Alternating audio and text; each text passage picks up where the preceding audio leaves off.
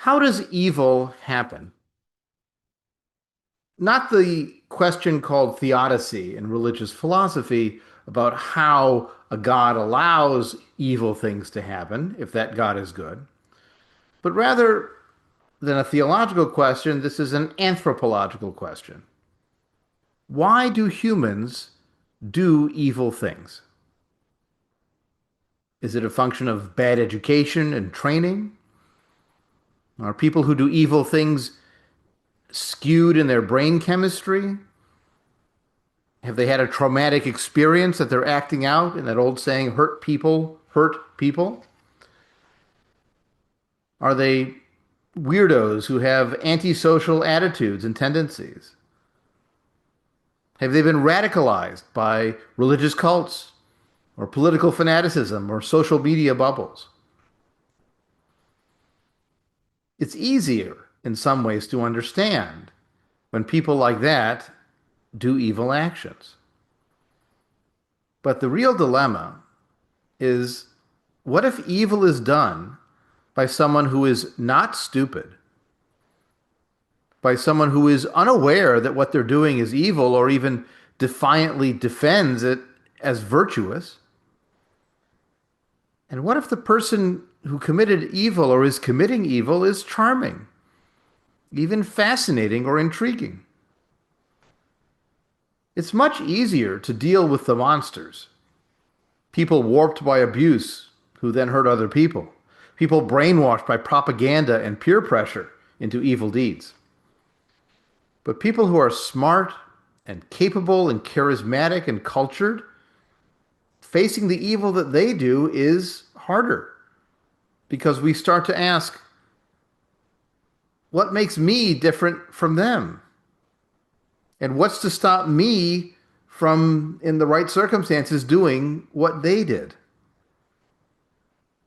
If following orders is not an excuse for doing wrong, then we need to cultivate an inner sense of justice and compassion that can survive and resist an evil regime.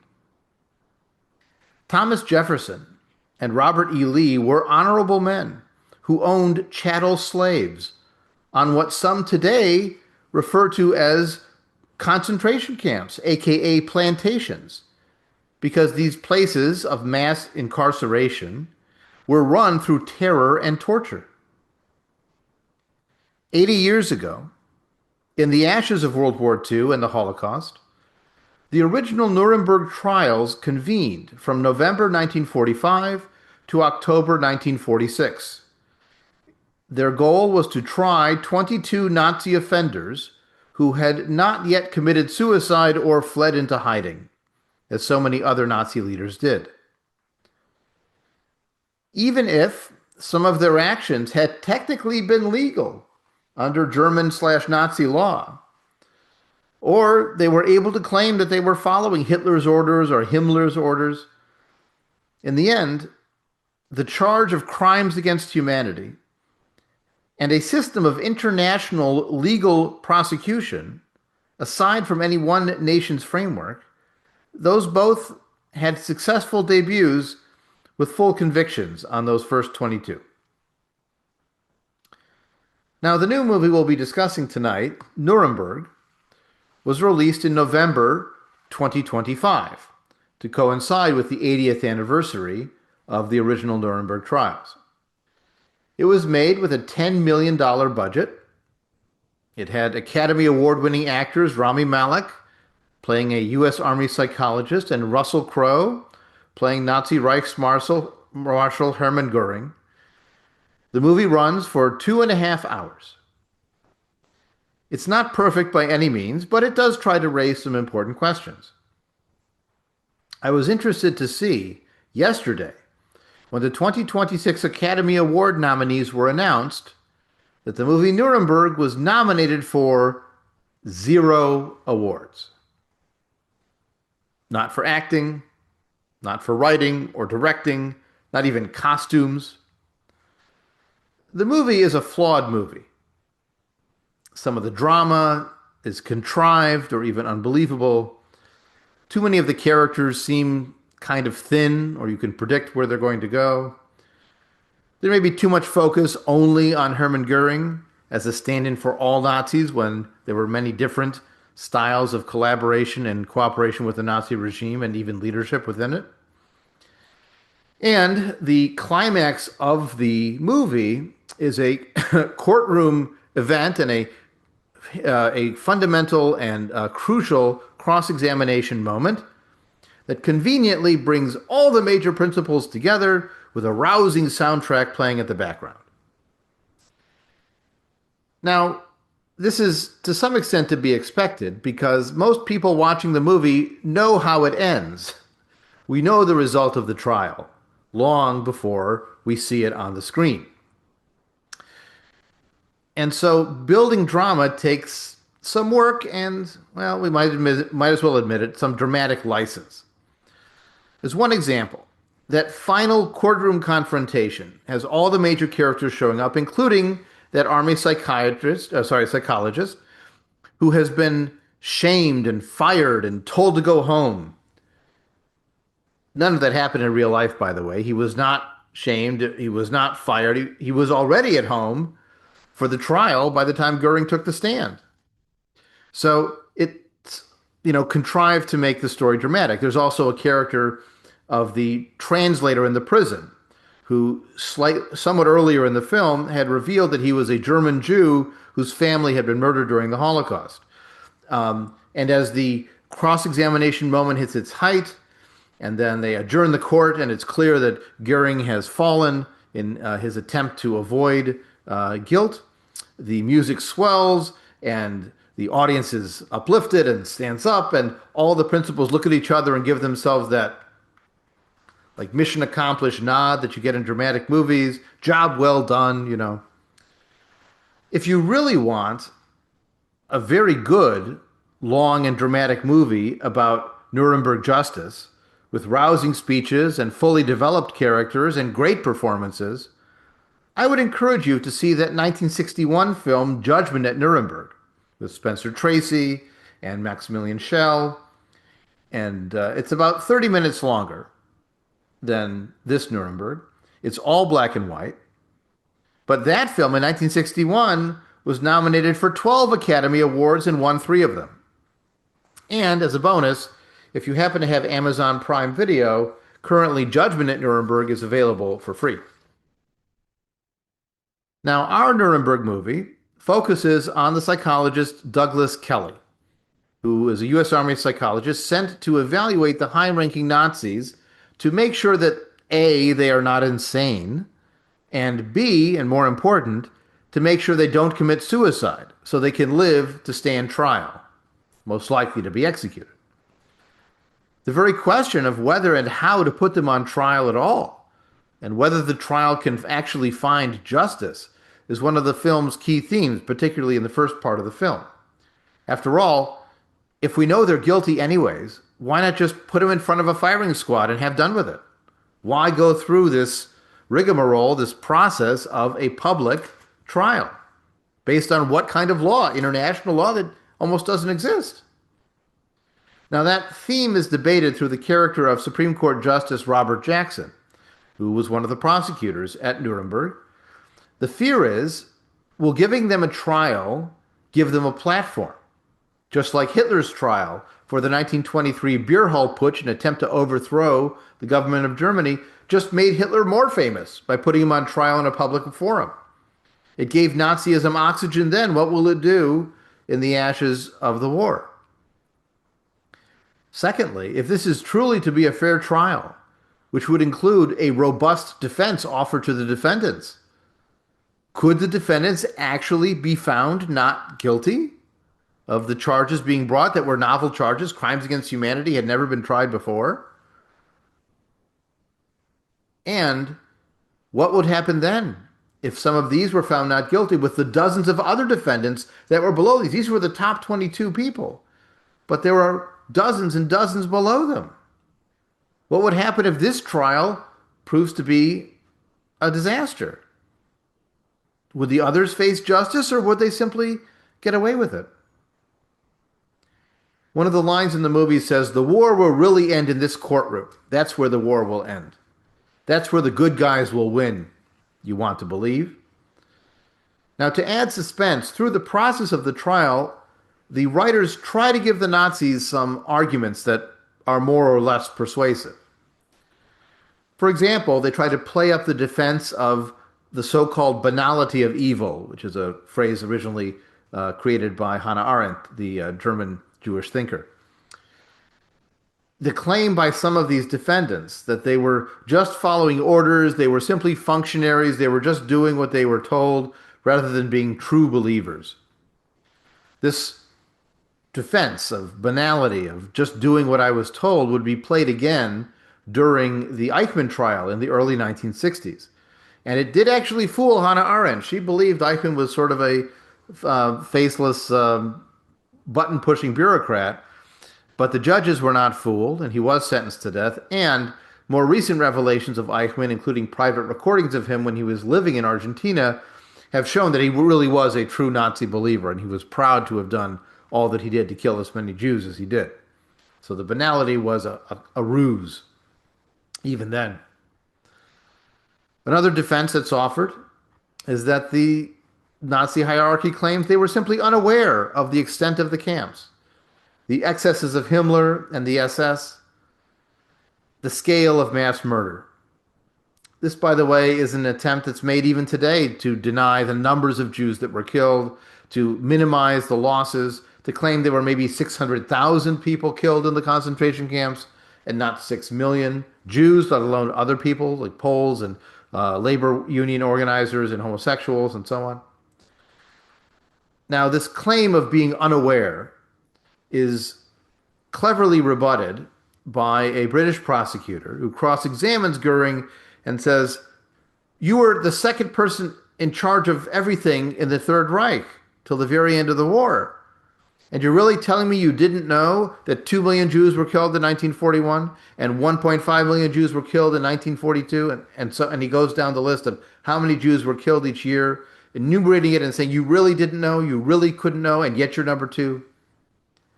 It also tells the audience, by the way, there are certain parts of this movie that are clearly exposition for the benefit of the audience. Like when the psychologist first arrives in Germany, someone talks to him about what the Nazis really did. And in a couple of minutes of screen time, you're getting people caught up on the history they should have learned in high school anyways. There's a key moment in the movie when Goering is being cross-examined where he tries to make a semantic argument based on the Nazis' use of euphemistic language. In July of 1941, 1 month after the Nazi invasion of Russia began, Goering issued a famous memo to Richard Heydrich, who was the person in the Nazi hierarchy in charge of planning the Jewish destruction, to create a final solution to the Jewish question. And in the movie, there's a debate that Goering offers that final solution simply meant a total solution, a complete solution that would solve the issue. And just like the goal had been to kick Jews out in the 1930s, the goal in 1941, he claimed, was simply to kick them out. Deportation, but not death. Now, one detail that doesn't agree with this, they don't mention in the movie, is that there was a special squad in the SS that had been set up called the Einsatzgruppen, which means the Special Commando. And the Einsatzgruppen would follow behind the Nazi armies and round up as many Jews as they could find and shoot them all. Not simply communist leadership or organizers or potential partisans. They were massacring Jews in total. And so it's clear that something had changed. It wasn't just confining them to ghettos as happened in Poland, it was killing them all.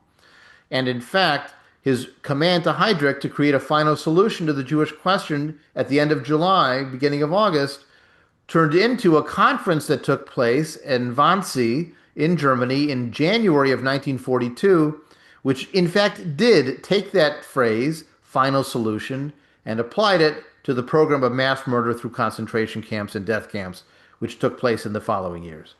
So the attempt is to play word games with the Germans' use of euphemisms, but the evidence of history shows they knew what they were saying when they were talking about a final solution. And then there is the complication raised of what we call victor's justice.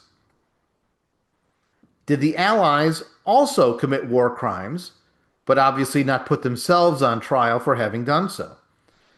They bombed thousands of civilians to weaken the German and Japanese war effort, not just factories, but also where civilians resided. Now, if you want another 3-hour movie to debate the Allies' war crimes, I recommend the movie Oppenheimer, which talks about that question in great depth. Nuremberg insists or asserts, quote, there's a difference between them and us, and you know it. But the difference might be in intent and planning and extent, but not always in terms of body count. As just one example, the firebombing of Tokyo in March of 1945 killed 100,000 people in one night. And the war still continued for another 5 months after that. The most important part of the trial scenes in this movie, though, are the director's choice to show footage of concentration camp liberation. This was actually done in the original trials at Nuremberg and also in the 1961 movie Judgment at Nuremberg, which was very controversial at the time to put that footage into a movie. Those scenes that are burned in our brains, to those of us who have seen them, of the skeletal bodies, both the dead and the living, the piles of personal effects representing the people who've been killed, the clear and gut-wrenching inhumanity that are demonstrated in those scenes, it's stark and shocking even today, even if you've seen it before. And in an era where Holocaust denial or minimization is on the rise, it's an important corrective if people actually saw the movie. In my experience, the film was out of theaters pretty fast. And it's up to whichever streaming service you have that happens to have it or that you want to rent it to go. You have to seek it out to find it. After all, movie theaters are a business. And if people aren't seeing the movie, then they're not going to keep showing it. And that moment of watching the footage is sort of a meta moment because you're watching the footage, but you're also watching the courtroom people watch the footage and react as well. So you're sort of almost putting yourself in their shoes. And thanks to Mark Friedman for pointing out that to me in an email recently. However, if we are meant, as movie watchers, to see ourselves in anyone's shoes, it's the psychologist Douglas Kelly. He begins his mission as both naive and ambitious. He accepts the common wisdom that there is a Nazi personality, a Nazi mentality that enabled them to do evil. Now, it is true that he wants to become rich and famous by writing the book about them. And actually, another colleague of his later in the movie wants to do the same thing. But Kelly also wants to use this knowledge to prevent this kind of thing from happening again, which is somewhat redeeming, I guess. However, it becomes clear that Kelly's encounter with Goering challenges this goal. The real Goering was very smart. Some estimate his IQ around 130. He was very cultured. He was a very brave World War I air war hero, knocked down something like 22 Allied planes. And he was a committed Nazi from very early on. He joined the party in 1922. Now, the film's Goering, played by Russell Crowe, seems to be a step ahead of the psychologist. The scenes between the two of them reminded me of the tete-a-tete scenes between FBI agent Clarice Starling and sociopath psychologist Hannibal Lecter in The Silence of the Lambs. Though these scenes are not as well done as the Silence of the Lambs scene. And in this case, the cop is the captor and the prisoner is the psychologist, where in the other case, it was Goering, the war hero, who's the prisoner, and the psychologist is part of the captive keeping army. But in these scenes between the two of them, the evaluator becomes the evaluated. The prisoner seems stronger and more powerful than the captor. They used Rorschach tests, for example, to try to evaluate the patients. That was state of the art in the 1940s. And in talking with some of the prisoners, it seems to reveal things about them, some of the other prisoners. But when Goering is experiencing the Rorschach tests, it seemed to me, at least, that he was saying what he wanted to say, He was not necessarily saying what he actually thought. He was in some way steering the ship. In the movie, the psychologist Kelly even becomes attached to Goering's wife and his daughter, secretly delivering letters back and forth and hearing the daughter play piano very sweetly. He acts like Goering is his patient. At first, he refuses to give the prosecutors inside information on his personality and motivations because he says, that would betray my oath. He was sent by the army to evaluate him and keep him from killing himself. He's not providing confidential psychological treatment as if he was a client. But in the end, Kelly does share the inside info on Goering's personality. They try to make it a big drama, but again, I don't see this. I don't see the shock there. And this insight into Goering's personality ultimately helps the prosecutors win that cross-examination in the Hollywood near ending. But the story itself doesn't have a fully Hollywood ending because that's not what actually happened. Goering managed to commit suicide, after all, by a cyanide capsule the night before he was scheduled to be hung. The movie hints that the psychologist naively teaches Goering a sleight of hand trick to hide objects in his hand, and maybe that had something to do with the ability to get the pill. In reality, most likely it was hidden in parts of his luggage, and he duped a soldier, an American soldier, to help him get access to the luggage and then get access to the cyanide capsule. Now, Kelly, having written his book after the war, tries to warn people. He says, there isn't a distinctive Nazi mentality. He says, any one of us could be part of an evil system and we could do evil. Is he defending Goering? Is he defending himself for having empathized with Goering even for only a few moments? Is he condemning himself? The postscript to the movie notes the historical reality that Kelly himself became an alcoholic and ultimately committed suicide by cyanide capsule, just as Goering did. So, what was he doing? Why was he warning that way? Why was he so distraught? Well, that you'll have to decide for yourself. In 1990, at the dawn of the internet, American author Mike Godwin coined what's called Godwin's Law of online discourse, which claims that the longer an online debate goes on, it is almost inevitable that someone will compare the situation to the Nazis or Hitler. These days, we read and hear and see many accusations of genocide, of Gestapo tactics, of fascist government. I certainly heard Kelly's last speech in the movie when he's interviewed about his book on the radio, where he speaks about how anyone could be part of an evil system with the right demagogue and the right system of fear and authority. I heard that speech through the headlines and images that we see today. And yet, we are still talking and still meeting and still protesting. We are still seeing the images. They are not hidden. We are still able to make accusations and protest and push back. So it is not the same as it was then. The hard lesson for us is that the price of liberty and the price of justice and the price of protecting the weak from the cruelty of the strong is eternal vigilance. And any of us, or all of us, can be part of something terrible if the right things go wrong. It is a lesson we did not want to hear in 1946, and a lesson we still resist today, and yet history happens with its own pedagogy. And with that, I'm curious if any of you have any thoughts or reactions, whether you saw the movie or just simply had a chance to listen or saw the original Judgment at Nuremberg. Any thoughts on these questions of justice and evil and how to tell the difference?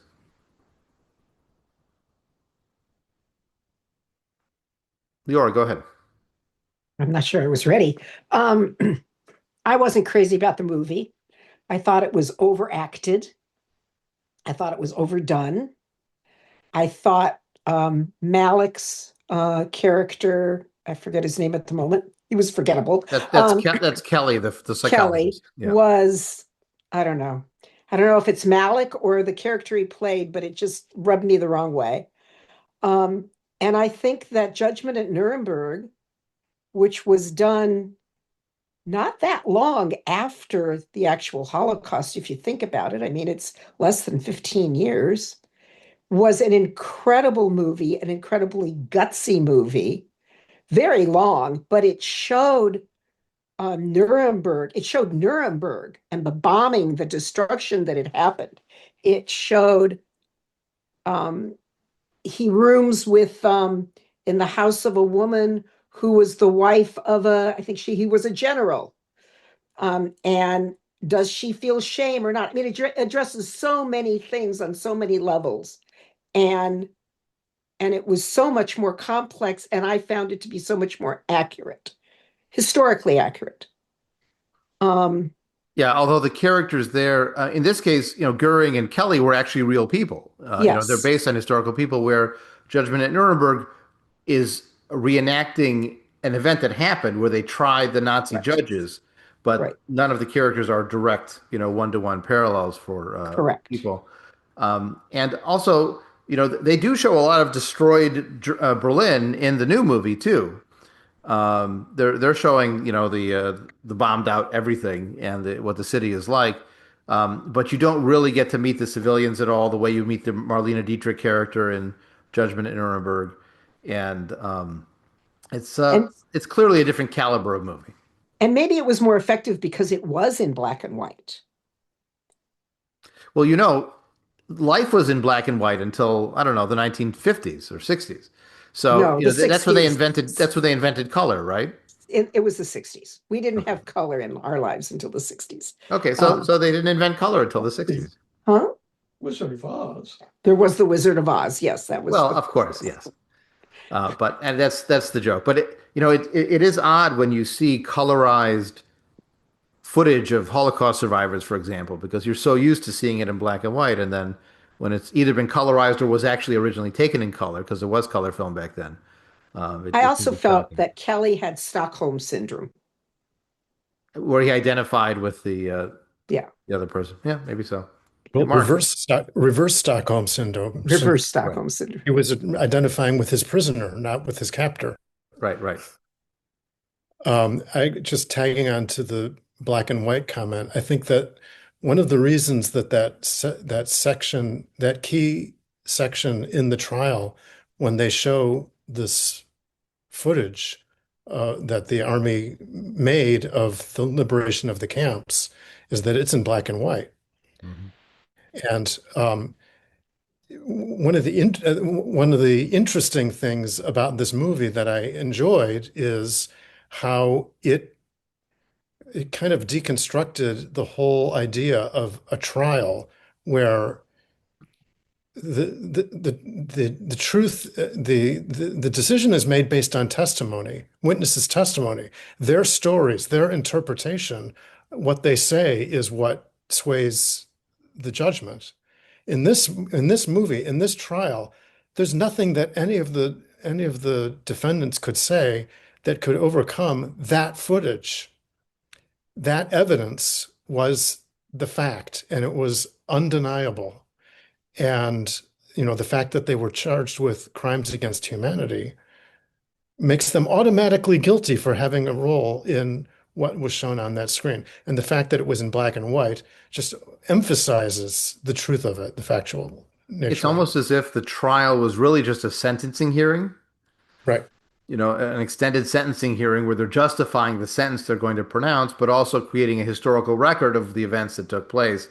I mean, there were a couple of them that did not get death as a sentence.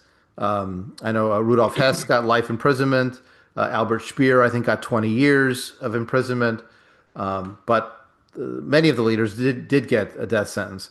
But it was almost a sentencing hearing as much as a trial. And it's very interesting if you go back and watch Ben Ferencz, who was a very small man with a very huge intellect, who was the lawyer who argued for the United States or for the Allies. And his speeches or his I guess they're not called speeches, but what he said in that courtroom really resonates and resonates today. And so you're right. It really was like a sentencing hearing. Yep. Any other thoughts or other people who had a chance to see the movie and had any reactions? Yeah, Rick, go ahead. I saw the movie when it first came out in November, so I don't uh, recall that much, but I remember having a really strong reaction when it was over and needing to sit in the theater with the three other people who were there to process what we had just seen. And as I was listening, Adam, to what you were talking about, I kept thinking of, interesting, the name Kelly comes up, Senator Mark Kelly saying not to follow Illegal order, law right. rules, Yeah. not to follow what you're told to do if it's illegal. And I couldn't help but thinking that statement as I was listening to you. So, Hmm. Your original question about can people do evil? If evil is done and is not called into question, doesn't that uh, help the argument that people will do evil? And when you think about our own country, the Trail of Tears, the firebombing of Japan, the firebombing of Dresden, these are huge events of mass killing under excuse of war, but with no uh, reflection on what happened here and why did it happen that way. I don't know if you saw the news this week about a relatively new exhibit on the American Independence Mall in Philadelphia called the President's House, where they've dug up the foundation and the basement for what had been the house that George Washington lived in while the Capitol was still in Philadelphia before they had built Washington, D.C. And I remember visiting that shortly after it had opened, and one of the major themes of the exhibit there is slavery because he brought his own. Even though I think Pennsylvania might not have banned slavery at that point, but Washington brought his own slaves from Virginia to tend a house for him, and then brought them back to be slaves back in Virginia when he could return. And it talks about the problems, the tragedy of slavery, and the experience of the slaves who lived there. In fact, their residential quarters are part of what was excavated on the site. And two of those panels that talked about the tragedy of slavery this week were removed from the site. You can see an Associated Press story about it that's out, and with pictures of people taking them down. And so that's one more example of people or our country not wanting to face the bad things we did. I was always struck by the fact that we built a U.S. Holocaust Memorial Museum on the mall in Washington, D.C. in 1993, I believe it opened. So it was built even before that. But we didn't have a museum of slavery and we didn't have a museum of Native Americans until the early 2000s and 2010s. It, it was easier to talk about the bad things that they did over there than it was Mm-mm. to focus on the bad things that we did here. No, I think it was easier to raise the money for a Holocaust museum than it was to raise money for a Native American or an African American museum. Well, I think it's a combination of money and will. Yeah. And if we think about that history is written by the victors. So if Germany had won, does that flip everything on his ear? Does that say that what they did was okay and it would become part of accepted societal behavior? If you want to see that, there's a show called The Man in the High Castle, Mm. which imagines what would have happened if Germany had won the war. And so you get that sort of counterfactual history slash present that's imagining that kind of a circumstance. And Yeah, Japan. Japan controls the West and Germany controls yeah. the East. There we go.